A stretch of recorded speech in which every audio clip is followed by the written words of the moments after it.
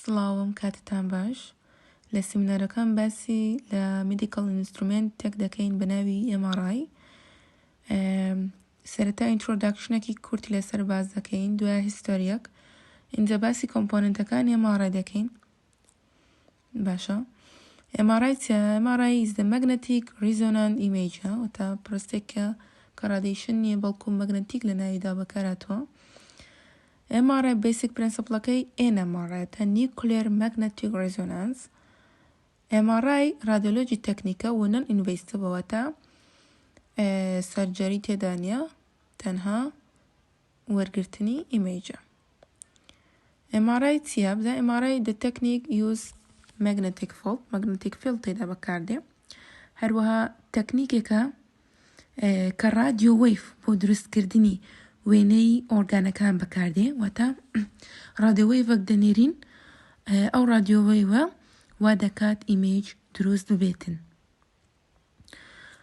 ریزۆنانسیە، ریزۆنانس two different energy level، دوو ئاستی وزەی جیاوازن. هەروەها هەمومان دەزانین کاوە لەو سیستەمە لە سیستەمی CT MRI 3 ئیمێجمانە دروست دەبێ: sagittal، coronal، axial. باشە؟ اوكي. Magnetic field is a magnetic field space around magnetica، واتە بۆشایەکی گەورەیە کە پێشنتەکە دەچێتە ناویەوە و موگناتەکە بە دەوریدا بزانە لە وێنەیە بە جوان دیارە موگناتەکە چۆن ڕیز دەبێت بە ئاراستەی موگناتیزی زەوی بزانە. تمام. و MRI بە cross section دەڕواتن، وەکو CT وایە ئیمێجەکان بە cross section وەردەگرێت، بەڵام بەبێ radiation without use ionized نییە، radiation نییە، ئەمە خەتەریاتی نییە. MRI is a medical imaging technique use a radiology image anatomy and physiology process body. طبعا تەکنیکی MRI بۆ بەکارهێنانی ئەناتۆمی فسیۆلۆجیکەڵی ئەو پێشنتەیە بەبێ بەکارهێنانی سەرجەری، ئەنی هەموو کات دەڵێن وەک چاوی پزیشک وایە. باشە، دەزانین یونتەکەی تێسلایە و گاوس مەگنەتیک فڵدی ئێرتش 0.6 گاوسە. هیستۆریکی کەم لەسەر دیڤایسی MRI گەرباز بکەین. تەماشای فیزیای هۆڵەندی CG گارتەر بۆ یەکەم جار NMRI لە ساڵی 1936 پێشنیار کرد، Nuclear Magnetic Resonance، و لە ساڵی 1946 لەلایەن فلیکس بلۆچ and ئیدوارد پۆرسێل وەسف کرا، و لە ساڵی 1952 خەڵاتی نۆبڵی فیزیاییان وەرگرت. دواتر چەندین زانا بەشداریان کرد لە پەرسەندنی فیزیای MRI. لە ساڵی 1977 ڕایمۆند ڤاهان پشکنینی تەواوی بە دەستەی مرۆڤ کرد بە دیڤایسی MRI. ئەوە زانایەکە بوو کە بە بابی MRI ناسرا، father of MRI، بۆ یەکەم جار چی کرد؟ پشکنینی دەستەی مرۆڤی کرد بە MRI. ئێستا باسی کۆمپۆننتەکانی MRI دەکەین. طبعا MRI لە مەگنێت پێدێ وە شیم کۆیل، گرادیەنت کۆیل، رادیۆ فریکوێنسی کۆیل و کۆمپیوتەر سیستەم. یەکەم کۆمپۆننتی MRI شیم کۆیلە. شیم کۆیل چیە؟ مەگنەتیکەکە کە کەرێنت واتە یعنی ئیلکترۆناتە بە ناویدا دەڕوات، چی دەکەن؟ دەبێتە سەبەبی ئین هۆمۆجینایەتی. ئەو کەرنتی کە بە ناویدا دەڕوات دەبێتە سەبەبی ئین هۆمۆجینایەتی و هەموو فیلدەکە بە مەزبوطی ناڕوات، واتە یەکسان نین. ئەو کاتە ئیشی ئەم شیمە چیە؟ ئەم شیمە وا دەکات ببێتە هۆمۆجینایەتی، واتە ڕێکیان دەکاتەوە. باشترین سۆرسیش لە بۆ ئین هۆمۆجینایەتی چیە؟ نەخۆشەکەیە، پێشنتەکەیە، لە بۆی ببتەوە هۆمۆجینایەتی. مەسەلەن یەکێک زەعیفە، یەکێک قەڵەوە، یەکێک عەمەلیات کرایە، یەکێک پارتە ئاسنەکی پێوەیە، ئەوانە هەمووی دەبتە ئەوەی کە ڕەش دەردەچێتن ئەو شوێنێک کە ڕەشش دەردەچی واتە ئینهۆمۆجینایەتیە ئینهۆمۆجینایەتی لەو شوێنە دروست بووە طبعا شیم کۆیل پاسیڤ و ئاکتیڤی هەیە دوو چەپۆڵن پاسیڤ و ئاکتیڤە. In this special probe the plays many angle to read out ئەو magnetic field بۆ ئەوەی بزانین لەکوێ هۆمۆجینایەتیە و لەکوێ ئینهۆمۆجینایەتیە چ دەکاتە شیم کۆیل سوپەر ئیمپۆسیڤ واتە شیمەکە دەچێتە ناو سوپەر ئیمپۆسیڤ و ئەو مەگنەتیکە ینی ئەو مەگنەتیکە ئەو خەتانە هاتم شۆ خەتانەکەن ئەو خەتانە شیمن ئەو شیمانە لەو چ دانرایە لە بۆ to correct field inhomogeneity ینی هۆمۆجینایەتی دەکاتە ئینهۆمۆجینایەتی دەکاتە هۆمۆجینایەتی ئەو کاتە دیسی کەرەنتێک دێتن و دایرەکتی دەکات. Two type shimming هەیە باز دەکەین active shimming passive shimming. activeەکەی use when current flow through them passiveەکەی چیە pieces ferromagnetic steel واتە passiveەکەی هیچ کەرەنتێکی تێدا نییە هەر ئاسنەکە فیرۆمەگنەتیک ستیلەکە دانرایە بۆچە بۆ ئەوەی ڕێڕەوەکە چاک بکات بزانین لێرە بە جوانی دیارە ئەو پارچە ئاسنانە ئەوانە شیم. سێم جۆری کۆمپۆنێنتی ئەمارای گرادیەنت کۆیلە طبعا گرادیەنت کۆیلی کە لە کۆمپۆنێنتە گرینگەکان ئیشی ئەو گرادیەنتە چییە؟ ئەو گرادیەنتە پێشەوەی بزان ئیشەکەی چی دەزانین ئەو دەنگە لە ئەمارای دەرەچی سەبەبی چییە؟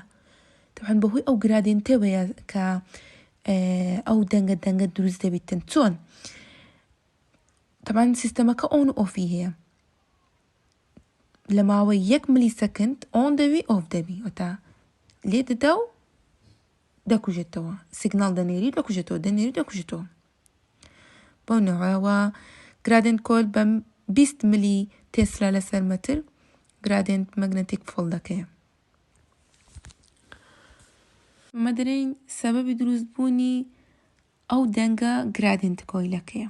باشە ئەگەر ئەو گرادیەنت کۆیلە نەبیتن چییە؟ یعنی بە ئەو دەنگە نەبی طبعا ئەگە ئەو گرادیەنتە نەبیتن کاتێک مەسەلەن 10 مێگاهێرتزەک دەنێری بلوچێن دەنێری یعنی ئەگەر نەبی ئەوە هەر هەمووی دەست دەکات بە جوڵانەوە ینی ڕسمەکە لە هەموو شوێنێک دێتن من نازانم ئەو ڕسمی چێندەرە لەبەر ئەوە گرادیەنتەکە بەهۆی گرادیەنتەکە دەزانم ئەو ڕسمە ئیچ شوێنەکە ئەوە سوودی گرادیەنتەکەیە شوێنەکەمان لۆ دەست نیشان دەکات. Okay. The gradient coil the main magnetic field X and Y Z. A gradient coil سێ پارتی X و Y و Z. كتمشاو patient بكين